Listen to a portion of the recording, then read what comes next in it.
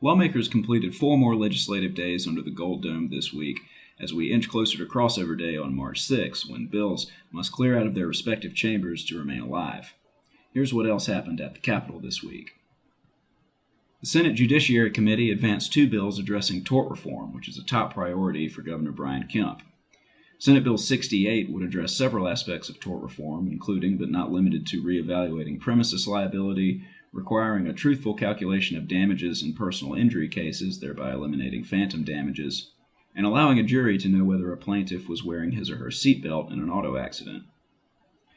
The bill also proposes changes seeking to eliminate loopholes and amend certain procedures to ensure a fairer legal environment. Senate Bill 69 seeks to regulate third-party litigation financing with the hope of limiting outside influence on trials, which includes that from foreign governments and predatory lending practices. Both bills are sponsored by Senate President Pro Tem John F. Kennedy. The bills now move to the full Senate for consideration.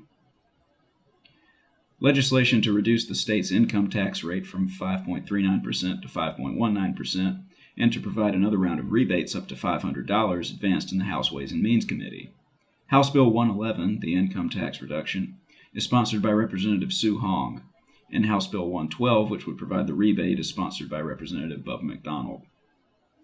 Legislation to expand the state's tax credit scholarship program has been introduced by Representative Kasey Carpenter.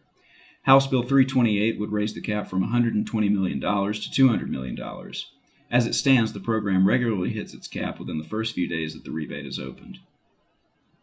Senate Bill 152, sponsored by Senator Greg Dolezal, would make the children of foster parents eligible for the Georgia Promise Scholarship program created in last year's session. Legislation to create a sales tax holiday for the purchases of guns and ammunition passed the Senate this week. Senate Bill 47 is sponsored by Senator Jason Navatarte. Legislation has been introduced to prohibit the use of cell phones by students through 8th grade.